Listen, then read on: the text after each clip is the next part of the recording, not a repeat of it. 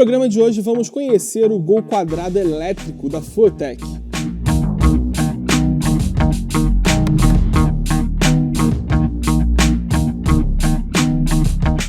E ainda o novo Jeep Renegade 4x4, que abandonou o motor diesel.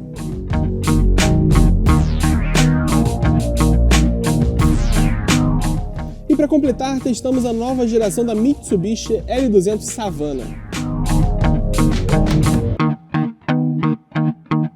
Seja muito bem-vindo ao programa 4 Rodas. Eu sou Henrique Rodrigues e hoje eu vou te levar para conhecer dois veículos off-road muito diferentes. Mas para começar, nós temos um clássico do futuro.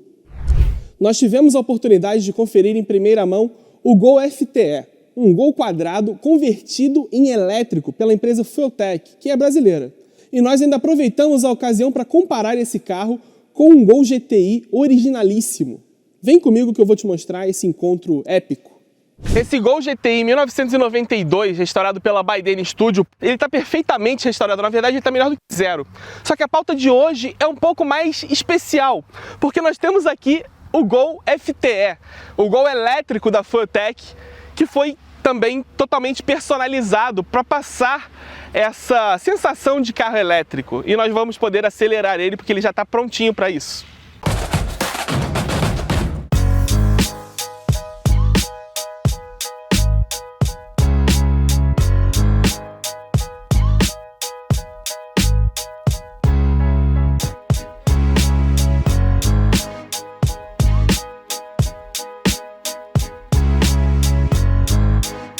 Eu já apresentei por aqui o Fusca FTE, cuja proposta era ser um carro elétrico sem deixar de ser clássico, sem modificar o visual dele para dar indícios de que ele era elétrico. Esse Gol elétrico é diferente. Além de ser muito mais forte do que um GTI normal, ele é praticamente um resto mod. Ele aproveita a carroceria original, mas ele recebe uma série de elementos exclusivos feitos para ele, e é isso que faz dele tão especial. Ele é diferente por fora e também por dentro, mas o interior a gente vai ver daqui a pouco. Agora a gente vai falar daqui de fora. Esse design especificamente também é assinado pelo Luiz Alberto Veiga, hoje ex-designer da Volkswagen, que trabalhou no visual original dessa última reestilização do Gol quadrado, o Gol chinesinho. Só que essa proposta aqui traz toques de modernidade mesmo, esses faróis com assinatura de LED, projetor e o facho também de LED, um farol full LED, foi feito artesanalmente próprio para esse carro, especificamente para ele. Assim como essa grade fechada aqui, que aproveita a mesma furação da grade original. E esse logotipo que não vai dar para ver agora, mas que também é iluminado. Bem naquele sentido que a Volkswagen vem fazendo de iluminar a grade, aqui eles iluminaram o logotipo. E o para-choque é completamente fechado, ele não depende tanto da tomada de ar e tem esse aplique fluorescente que a gente vai ver novamente ao redor do carro e também lá dentro. E por fim, ainda retiraram a grelha e deixaram só um esguicho de água, porque aquela grelha aqui não se faz mais necessário.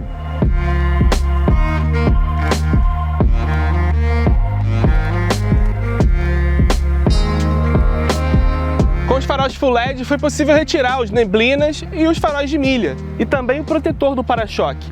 A intenção, na verdade, é deixar o carro com um visual mais limpo do que o original, para tentar trazer esse grau de modernidade. Mas acabaram colocando um repetidor de seta com luzes sequenciais aqui na lateral. E esse retrovisor ele é levemente diferente, mas também tem duas cores. Agora um detalhe interessante é que todo Golf GTI, também GTS, enfim, ele tem uma integração entre as janelas e o para-brisa, tanto o dianteiro quanto o traseiro, e também uma moldura preta nas janelas laterais, que, bem, são adesivos foscos, que quando você vê de longe, você tem a impressão de que os vidros ou estão integrados ou são maiores. Aqui, isso foi feito na pintura, e não tem relevo entre o preto e o azul. É quase, na verdade, é tão bem feito quanto na fábrica. E a Volkswagen é uma das poucas marcas que conseguem fazer um teto preto com um nível de pintura igual com o resto da carroceria. E é isso, ainda aparece aqui novamente a faixa fluorescente, tem rodas aro 17 diamantadas, com pneus mais finos, é claro, e a suspensão também um pouquinho mais baixa, para dar uma esportividade para o carro.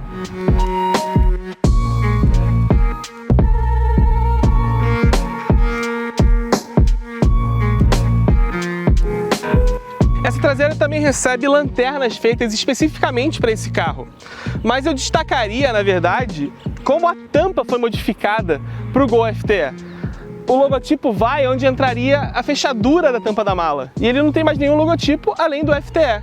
E a moldura da tampa também é toda pintada de preto brilhante. Assim como essa parte inferior toda do aerofólio, essa base, ele aqui por baixo. E se você reparar bem, não tem mais os suportes aqui no meio da tampa. O apoio do aerofólio é feito pela lateral da tampa, em suportes feitos exatamente para essa modificação, e isso aqui ficou tudo livre, também dando um visual mais limpo para esse protótipo.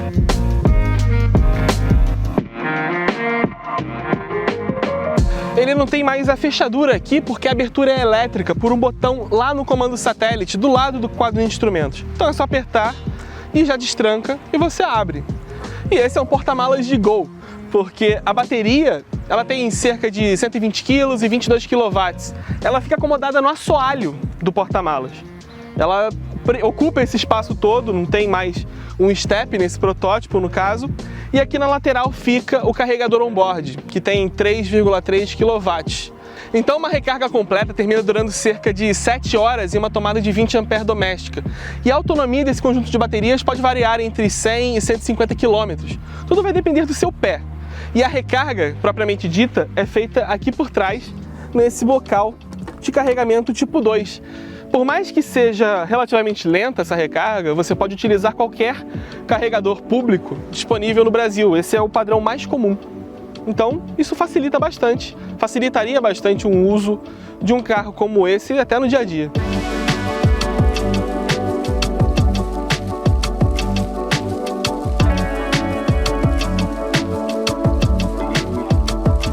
Eu vim aqui pra frente para continuar o Momento Senai. E olha só, facilitaram bastante o trabalho do Deni por aqui porque o motor AP2000 foi retirado. Ele não vai precisar restaurar mais um daqueles com a primeira injeção eletrônica em um carro nacional que tivemos por aqui. Mas mantiveram, veja só, o radiador original e o vaso expansor de um Gol.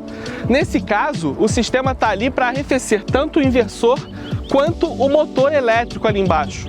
E aí tem uma bomba de água, né, uma bomba elétrica fazendo esse circuito, a circulação desse líquido de arrefecimento lá dentro, e é o zumbidinho que você pode estar ouvindo aqui agora. E também tem uma bomba de vácuo, que nesse caso gera o vácuo para o servo-freio, que o Gol tem, mas aquele Fusca elétrico não tinha, isso já dá uma baita diferença na frenagem desse carro. O legal é que novamente o powertrain é nacional. Aqui em cima vai o inversor, um CVM 500, que era o mesmo utilizado no Fusca, só que subdimensionado. Aqui ele está mais adequado para a potência do motor, que é um motor de 180 cavalos e 37,6 kgfm. Só que ele está entregando, nesse caso aqui, 145 cavalos por uma limitação ainda dessa fase de protótipo. Mas a intenção é justamente fazer um Gol com a potência de um A3 turbo, um torque maior do que o último Golf GTI que tivemos no Brasil, e isso vai ser bem interessante. Na verdade, já é muita coisa aqui, mesmo com 145 cavalos.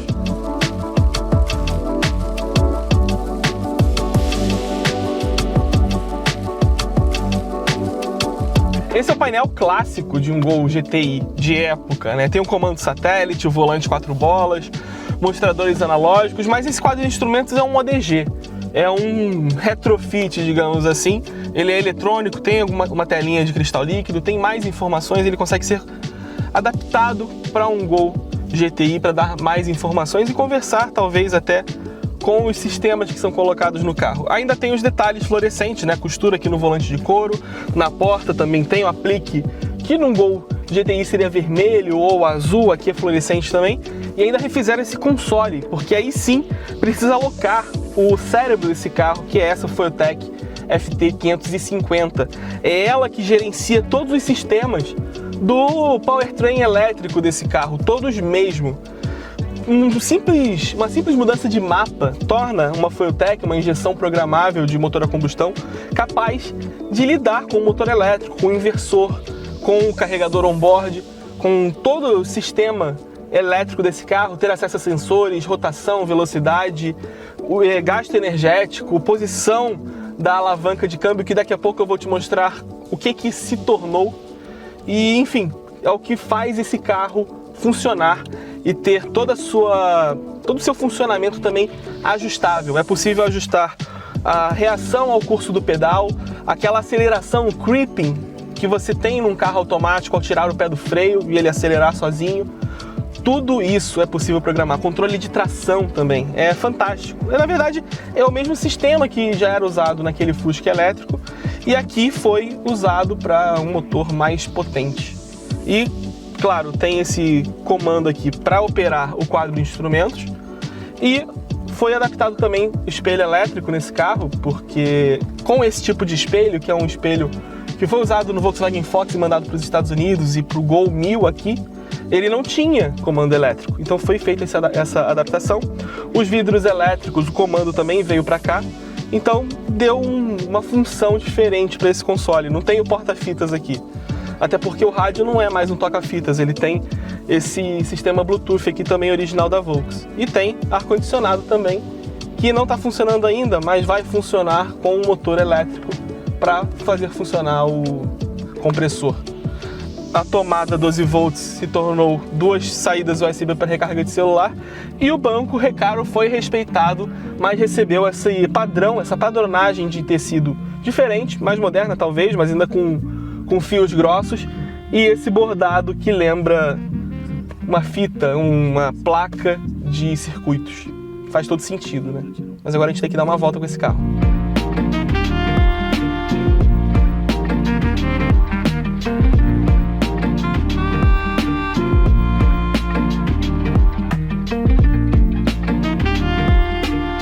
Você bem deve ter percebido que até agora eu não falei de marcha, porque, bem, ele até tem um câmbio, é o mesmo câmbio original, só que ele está travado na terceira marcha, porque motor elétrico não precisa fazer a troca, o câmbio, ela está bem escalonada para esse motor.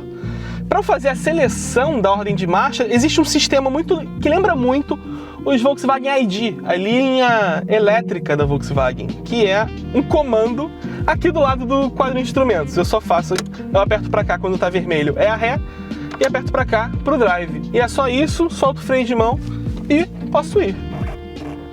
E assim a mágica começa a acontecer. É mais silencioso que o motor AP, ainda tem alguma vibração porque o motor está atuando no mesmo câmbio, mas a aceleração é mais intensa e eu nem estou dando a aceleração total aqui. É um barulhinho meio de carro dos Jetsons, né? Ó, 120, 140. E aí agora eu vou usar os freios e a regeneração também. Ele está me devolvendo 20 kW, 25, 27, quase 30 kW em regeneração de energia. E o disco dianteiro é ventilado, provavelmente um disco de Santana ou algo mais moderno, também com pinças maiores, mas atrás ele continua com freios a tambor originais. E é isso. A curtição é essa.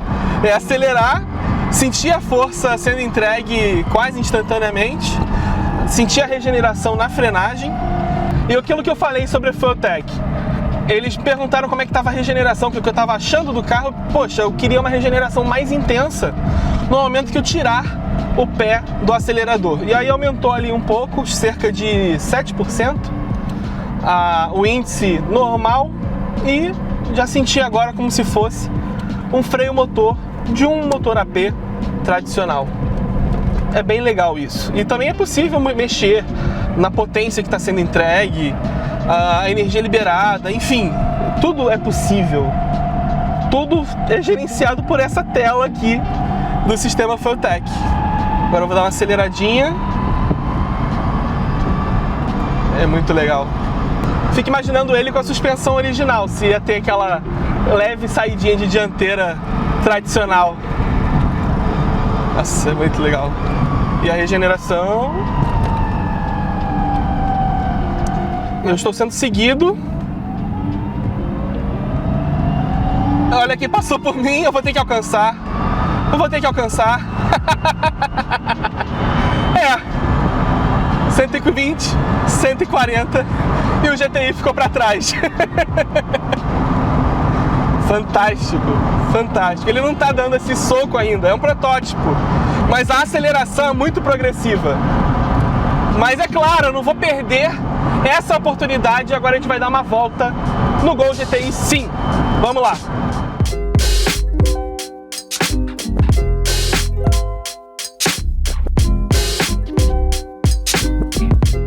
quando esse carro aqui foi fabricado, eu nem era nascido. Por pouco, minha mãe já devia estar grávida. É 92 e é uma das coisas mais legais de acelerar. Porque ele tem aquela vibração de um coxim que não era como os atuais. A injeção eletrônica ainda era uma coisa mais primitiva. Ela não é tão perfeita, não tem tanto controle quanto as atuais. Então você tira o pé do acelerador aqui, você sente o corte. Você volta a acelerar, tem até aquela progressividade da resposta, mas uma coisa imediata, porque o acelerador é um cabo. Tem o quebra-vento aqui fazendo aquele zumbidinho normal, mas é demais isso daqui. A vibração, o ronco, tudo que você sente do carro é impressionante, é uma experiência que eu sempre quis ter.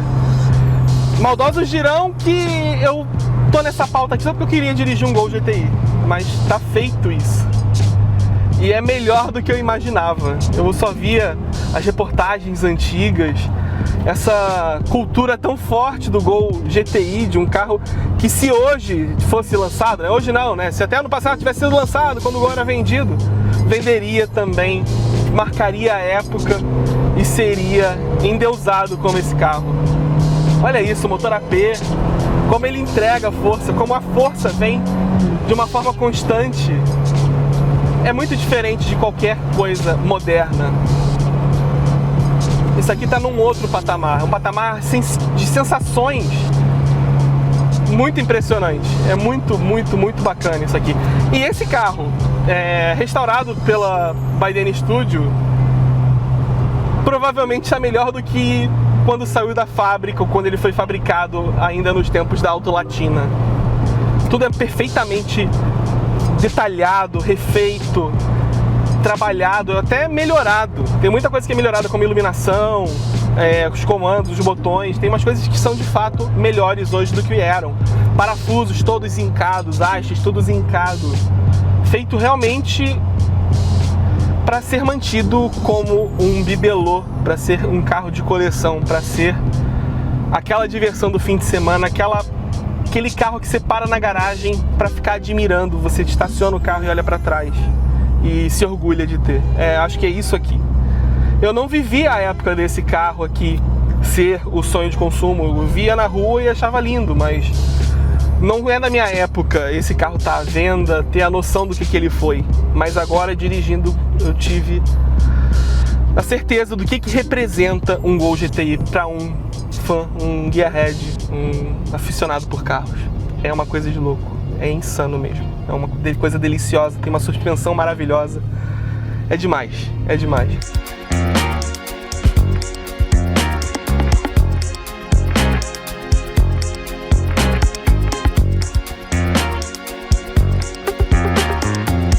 Esse Gol GTI, com seu motor AP2000, a primeira injeção eletrônica do Brasil, é um clássico. Ele meio que já nasceu um clássico e é muito bem cultuado hoje, como a restauração desse carro bem deixa evidente. E o prazer de dirigir que você tem num carro desse é fascinante. Mas essa receita elétrica também tem seu grau de surpresa, também é muito surpreendente você conseguir o desempenho de um Gol turbo em um carro elétrico com a mesma carroceria de mais de 30 anos atrás. É impressionante quão legal se torna e como o visual dele também chama a atenção. Só que também tem uma questão, esse carro aqui é um show car, é um protótipo. Então ele não tem um preço, não tem como você mensurar quanto ele custa, mas eu posso te dizer que a conversão em elétrico daquele Fusca que nós mostramos aqui custava cerca de 100 mil reais. Aqui tem um motor mais potente, então tem um custo também acima. E toda a customização feita pelo DN, as peças exclusivas desse carro também tem um valor. Então é difícil mensurar isso aqui, da mesma forma que um projeto de restauração como esse aqui também tem um valor alto. Claro, o seu custo, né, para ficar imaculado assim, melhor do que zero. Então não dá para botar um preço nesses dois carros. Mas a comparação aqui é extremamente válida. São duas receitas completamente diferentes. E eu diria que isso daqui é uma das coisas mais legais que eu dirigi nos últimos tempos. E olha que eu dirigi coisa muito mais potente e muito mais moderna. Eu realmente entendi o motivo de um carro como esse aqui ser tão idolatrado nesse país. Agora, poder pegar um carro como ele e transformar em elétrico, em uma coisa potente, fácil de manter, porque não vai ter uma grande manutenção, e tem tanta potência, tanta entrega de potência, é uma coisa legal também.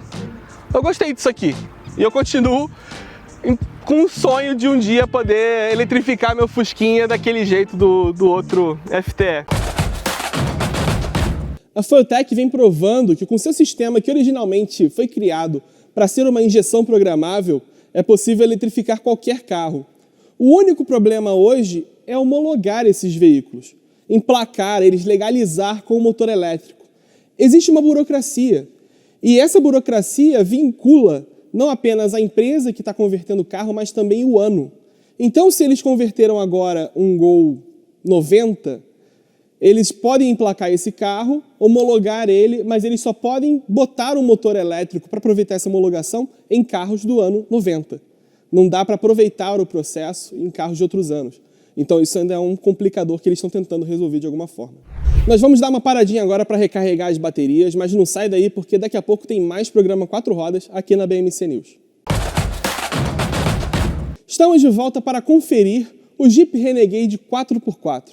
Tudo bem que é um carro bem conhecido. A diferença é que agora ele só é oferecido com motor 1.3 Turbo Flex. Ele abandonou o 2.0 Turbo Diesel, que até era um pouquinho mais fraco. O Guilherme Fontana vai te contar agora se essa substituição aí faz sentido ou não. O Renegade não é o primeiro Jeep a combinar motor flex com tração 4x4. Esse posto é do Compass, que teve esse conjunto lá em 2017. Só que diferente do Compass, que foi vendido como uma série limitada, e muita gente não lembra ou nem sabe que existiu, o Renegade promete ter um bom volume de vendas. Só que por isso ele deixou de oferecer o motor a diesel, que tem seus adeptos. Então hoje eu trouxe esse cara aqui no Vila Dom Pato para te apresentar 5 vantagens e 5 desvantagens dele em relação ao modelo antigo a diesel.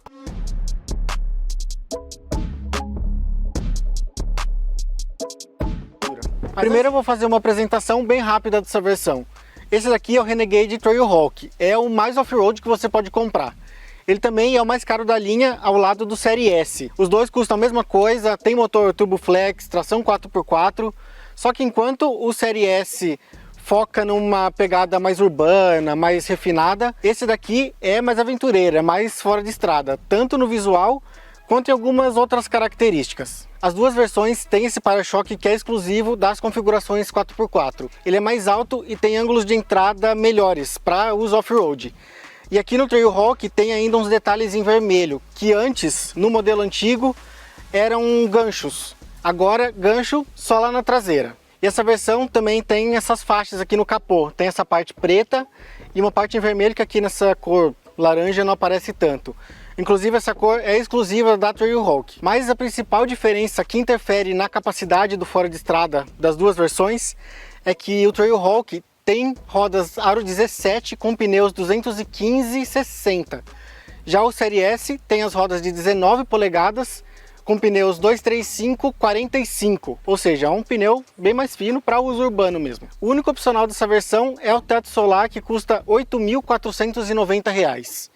Bom, agora sim, vamos começar a falar sobre os pontos positivos e negativos desse carro. O destaque aqui é que pela primeira vez esse motor 1.3 Turbo Flex de 185 cavalos de potência e 27,5 kgfm de torque ganha tração 4x4. O câmbio também é diferente nessa configuração. Ele é o de 9 marchas, que equipava as antigas versões a diesel do Renegade e continua nas versões a diesel de Commander, Toro e Compass. No 4x2 o câmbio é de 6 marchas. E a primeira vantagem desse carro vem na suavidade, porque ele passa longe de ter aqueles ruídos, aquelas vibrações do motor a diesel. E isso ajuda muito, principalmente em circuitos urbanos, ajuda bastante no conforto. Além disso, o Flex também tem start-stop, que ajuda em trânsito muito parado, você não fica com aquela vibração incomodando no carro. Em contrapartida, como primeira desvantagem, é a saudade que dá do torque do motor a diesel. Porque antes eram 35,7 kgfm de torque, que vinham já a 1.750 RPM. É a mesma rotação que os 27,5 aqui do Flex são entregues. Então isso faz uma boa diferença nas saídas e nas retomadas. E justamente por isso, no geral, o diesel era mais ágil, principalmente nas cidades, quando você precisa de uma ultrapassagem ali um pouco mais rapidinha e tal. Além disso, esse 1.3 turbo da Stellantis dá uma certa morosidade nas saídas. Quando você pisa para sair, você quer sair um pouco mais rápido, você sente que o carro está se esforçando, que parece que ele está carregando um carro muito pesado. Só que aí depois, lógico, ele deslancha, porque são 185 cavalos de potência. Esse carro anda muito bem, mas as saídas, assim como no Compass, no Commander, na Toro, poderiam ser melhores. E aí, voltando na potência, ok, esse carro aqui é bem mais potente do que o diesel, são 185 cavalos contra 170 no diesel. Só que aqui o pico de potência vem em 5.750 RPM, enquanto no diesel isso acontecia aos 3.750. Mas é engraçado que, apesar dessa sensação de peso, de lentidão nas saídas, o desempenho desse carro Flex 4x4 e do antigo Renegade Diesel 4x4 é exatamente o mesmo em números.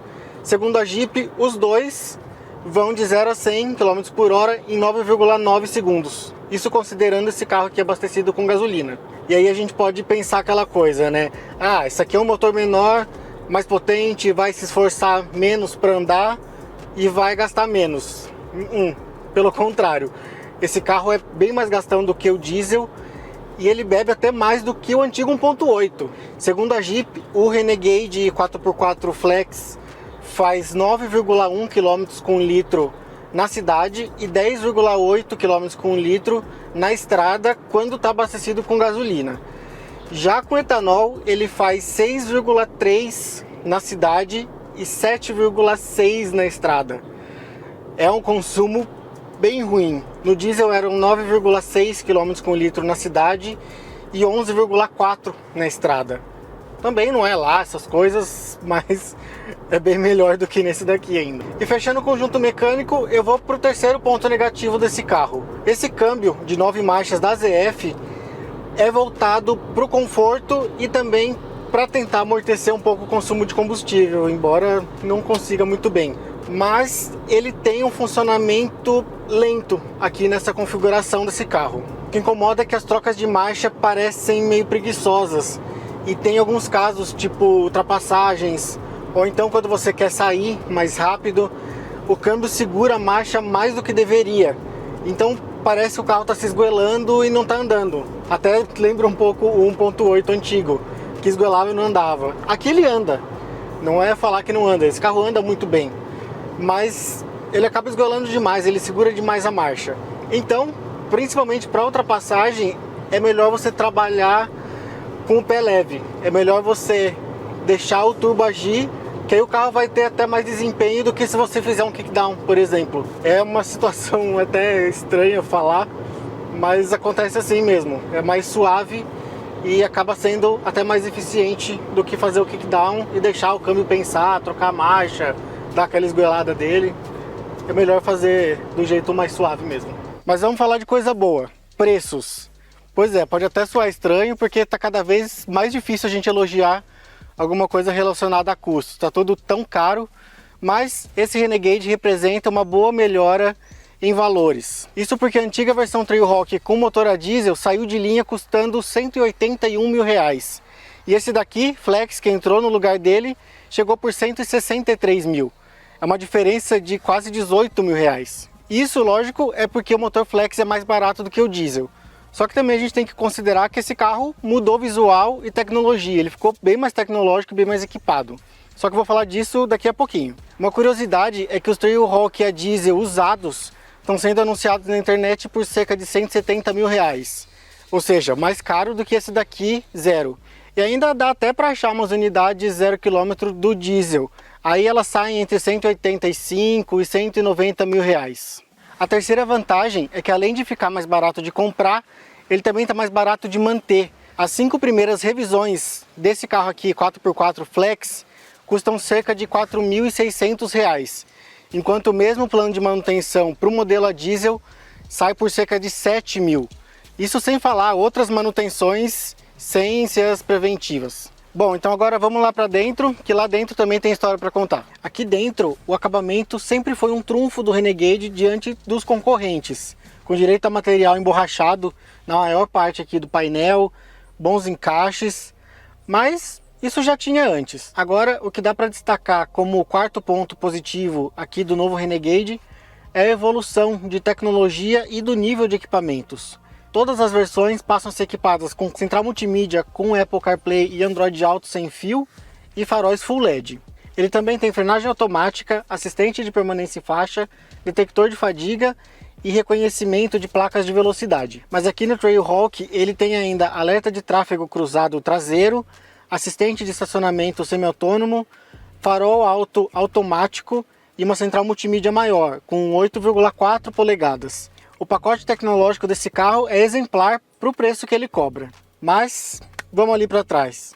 O quarto ponto negativo já é um problema crônico do Renegade, mas não dá para ignorar, e é o espaço. Eu tenho 1,73, o banco da frente está ajustado para mim, e aqui eu não tenho mais do que 3 ou 4 dedos.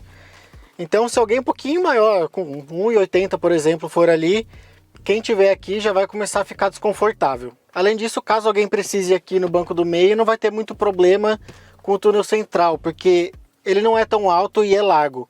Até dá para apoiar o pé ali. O problema vai ser o espaço lateral, porque o Renegade não tem um bom espaço aqui para 3 pessoas dividirem, então vai rolar um aperto aqui. E tem mais uma coisa, nada de saída de ar aqui atrás, só uma portinha USB mesmo. Por fim, ainda no espaço, outra coisa que rende umas críticas aqui no Renegade é o porta-malas. A versão 4x2 dele tem 385 litros, que já não é tanto assim para um SUV. Só que nessa daqui, por causa da quinta roda com liga leve, tem só 314. Isso é 14 litros a mais do que um Argo, por exemplo, que tem 300 litros. Bom, então vamos lá para fora de novo. Antes de terminar, ainda faltam mais 2 pontos sobre o Renegade. Uma vantagem e uma desvantagem. Começando pelo quinto e último ponto negativo. Claro que só o tempo e as vendas vão falar sobre isso, mas dificilmente quem procura um SUV a diesel vai querer levar o Flex para casa na ausência do outro. Primeiro porque o público que gosta desse tipo de carro, com esse tipo de motor, é bem restrito.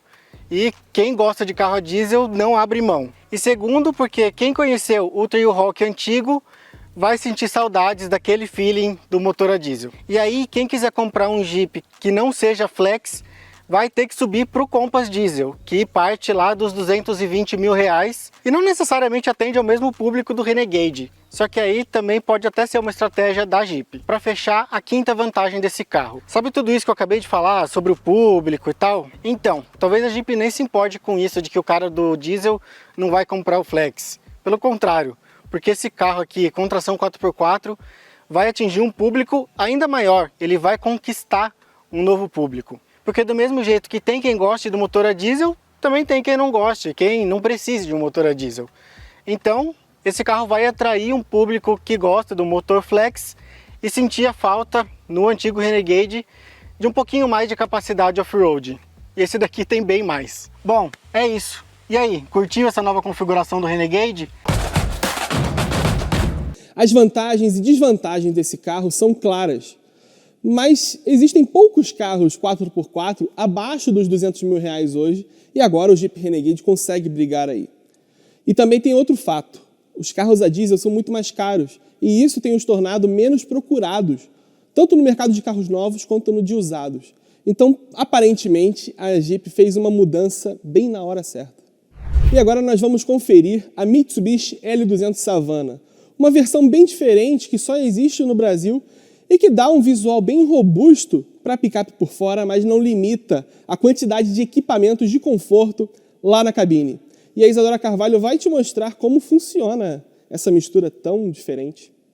Dentro da categoria de picapes há uma série de subcategorias e talvez uma das principais seja a das picapes com vocação off-road. E eu tô aqui com uma representante de peso desse segmento, que é a Mitsubishi L200 Triton Savana, uma versão criada exclusivamente para o Brasil, que já tem 20 anos de mercado por aqui e faz realmente muito sucesso, graças a características únicas como snorkel, para-choque de impulsão e até prancha de desencalhe no teto. Vamos conferir comigo?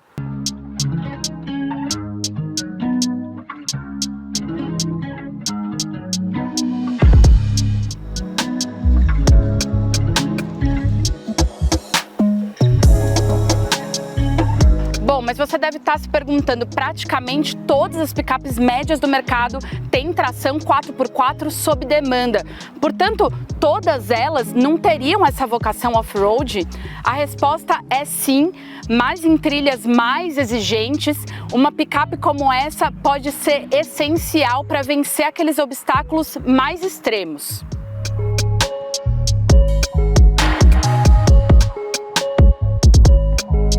E eu começo te mostrando a principal vantagem da Savana em relação às rivais.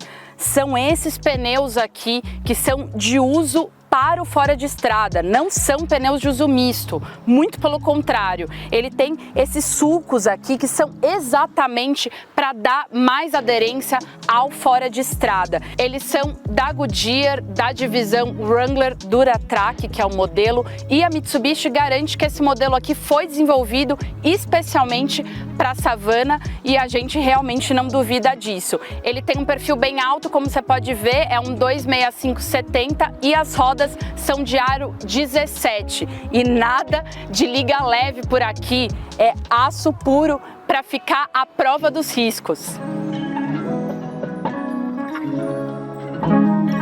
Outro equipamento exclusivo da Savana é esse snorkel aqui, que permite a transposição de áreas alagadas em até 70 centímetros, 16% a mais do que a versão convencional da L200. Outro item de série por aqui é esse bagageiro que suporta até 50 quilos e tem inclusive as pranchas de desencalhe que eu já comentei com você no início do vídeo. E o interessante é que tem esse revestimento que a Mitsubishi chama de X-Liner, que é exatamente para evitar riscos. E esse revestimento também está presente nesse Rock Slider aqui. Parece um estribo, mas não é, tanto que nem cabe um pé por aqui. A ideia é exatamente auxiliar nas trilhas e proteger toda a parte de baixo da picape. Isso realmente faz muita diferença em trilhas mais fechadas.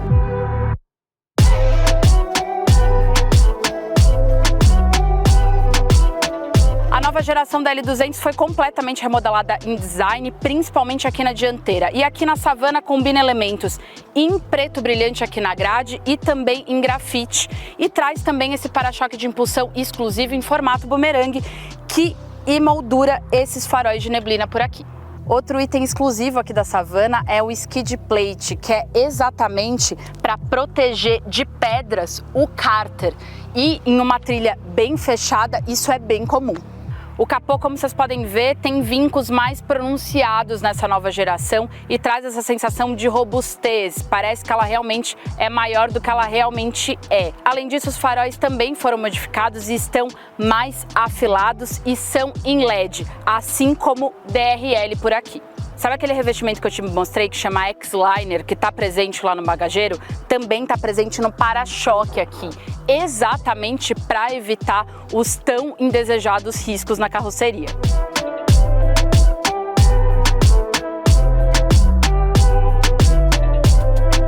E esse acabamento em cinza fosco também está presente aqui no para-choque traseiro, assim como na caixa de rodas. E eu vou te mostrar um pouco a abertura da tampa da caçamba, que não tem nenhum alívio de peso, mas ela é um pouco mais leve do que a Hilux GR Sport.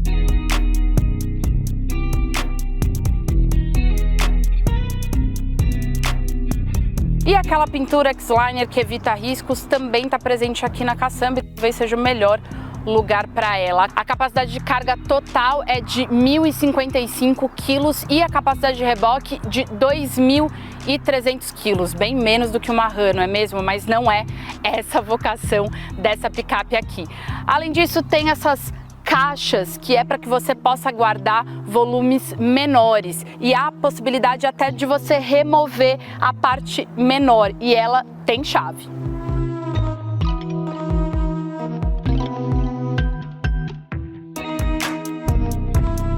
A Savana tem 3 metros de entre-eixos, que é uma medida dentro da média da categoria de picapes. Mas ela tem 1 centímetro a mais que a Hilux, por exemplo, de espaço para pernas. Aqui eu tenho 93 centímetros, enquanto a Hilux GR Sport, por exemplo, que é a principal concorrente, tem 92. Bom, a posição de sentar aqui é bem confortável, é característica aqui das picapes, com esse encosto aqui que você não pode reclinar nem um pouquinho, mas eu tenho um bom espaço aqui para os meus pés, o ângulo também não é tão elevado, eu não fico com aqueles pés elevados que acaba fazendo um ângulo grande aqui do meu quadril até o meu joelho, que fica bem desconfortável.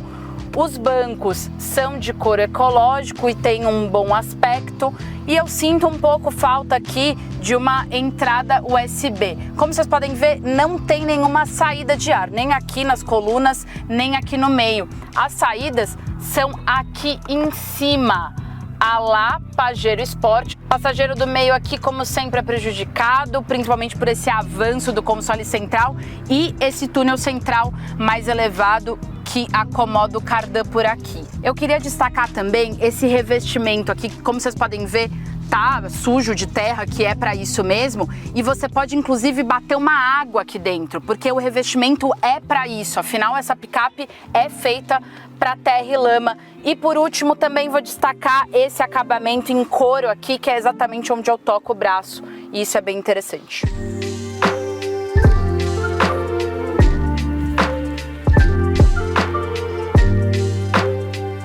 O preto predomina aqui no acabamento da Savana e isso é meio decepcionante, principalmente porque a cor mais vendida da Savana é nesse amarelo, e era esperado que a gente tivesse pelo menos algum filete amarelo, algo que combinasse com a carroceria, mas não, é tudo em preto e o plástico rígido é boa parte tanto aqui da parte superior do painel, quanto aqui na porta, a não ser por esse acabamento da porta, que é o mesmo acabamento que eu te mostrei lá atrás. Tem black piano aqui moldurando a central multimídia e tem uma texturinha aqui em outra cor emoldurando o câmbio de 6 marchas automático. A central multimídia também decepciona, é de apenas 7 polegadas, o touch não é nada responsivo e ela é colorida, mas ela é praticamente monocromática por aqui e não é muito intuitiva. Mesmo com o Apple CarPlay ativado, e ela também tem Android Auto, apenas por cabo, lógico, não é uma operação muito facilitada e realmente a Mitsubishi deixa a desejar nesse quesito. O quadro de instrumentos conta com 2 mostradores analógicos, como é de se esperar numa picape tão raiz quanto a Savana. Não tenho críticas em relação a isso. Há apenas uma telinha digital no meio que poderia ser um pouco maior e trazer mais tecnologia aqui a bordo. Mas se tem uma coisa boa dessa central multimídia é o inclinômetro, que está disponível apenas aqui na Savana. Você consegue ver exatamente a inclinação longitudinal e lateral da carroceria e também o giro do pneu. Essa versão aqui traz sensor crepuscular, sensor de chuva e também câmera de ré. Ela não tem alta definição, mas ela ajuda no dia a dia. O ar-condicionado é digital de 2 zonas e tem inclusive o sistema aqui em cima para ventilar o pessoal lá atrás, mas não espere nenhuma tecnologia semi-autônoma por aqui. Não há piloto automático adaptativo, nem frenagem autônoma de emergência, muito menos sensor de ponto cego. Apenas um piloto automático convencional e há um alerta de frenagem de emergência que aparece aqui no painel de instrumentos, então ela é raiz até nesse ponto. Mas em termos de segurança passiva, ela tem 7 airbags.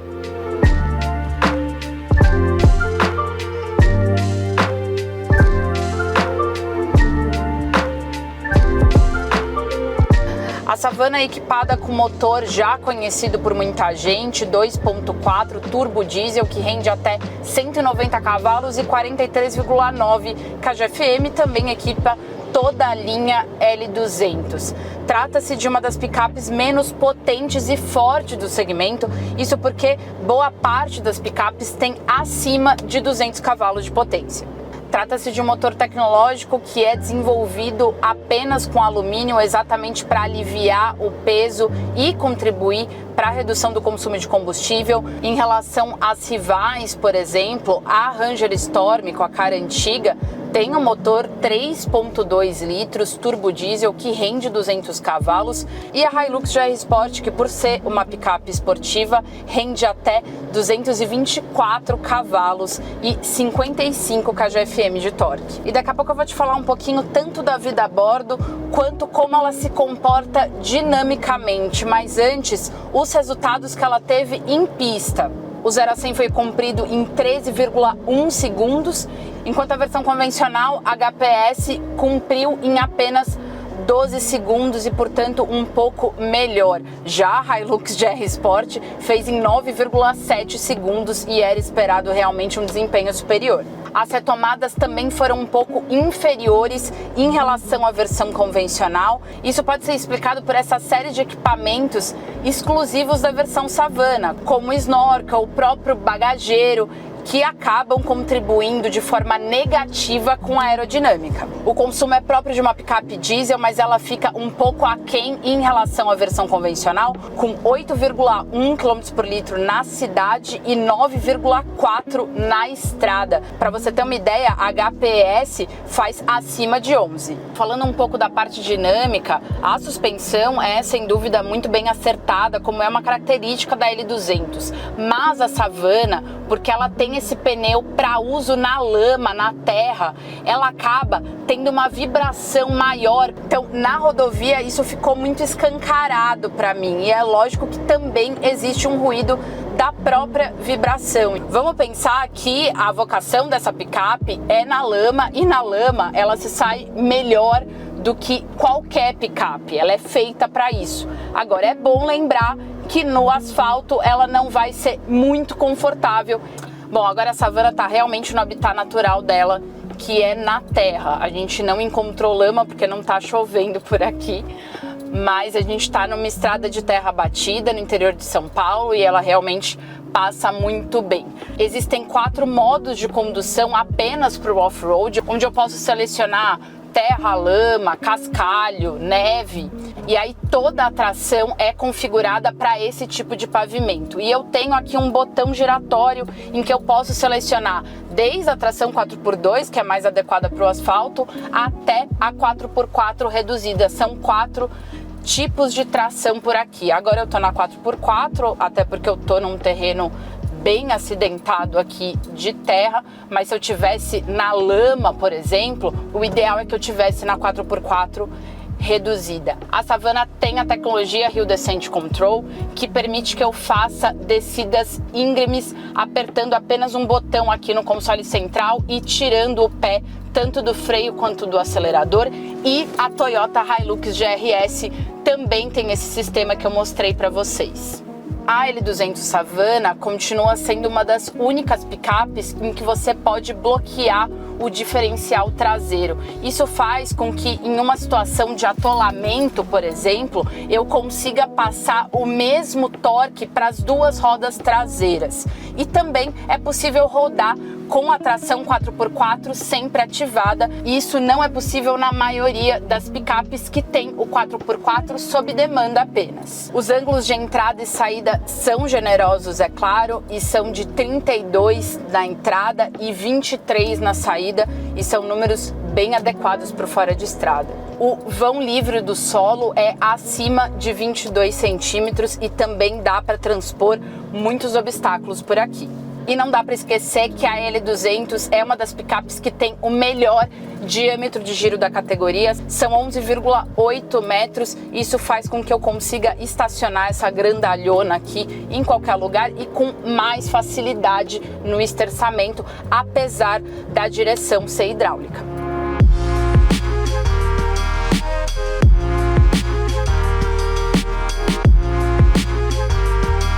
Mas afinal, quanto custa uma picape exclusiva para andar na lama?